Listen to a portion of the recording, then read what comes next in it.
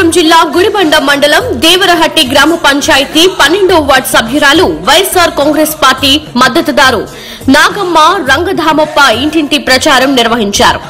ఎన్నికల సంఘం తనకు కేటాయించిన కుక్కర్ గుర్తుకు మీ అమూల్యమైన ఓటు వేసి అఖండ మెజారిటీతో గెలిపించాలని ఓటర్లను అభ్యర్థించారు.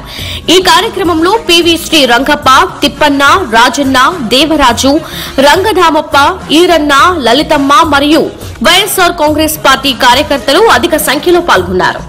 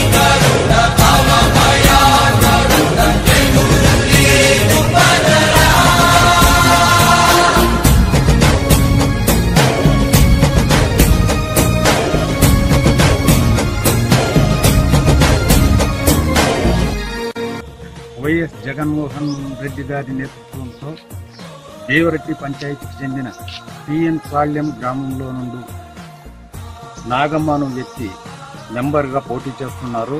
అలాగే సర్పంచ్గా ఈశ్వరప్ప కుమారుడు సతీష్ కుమార్ గారు పోటీ చేస్తున్నారు.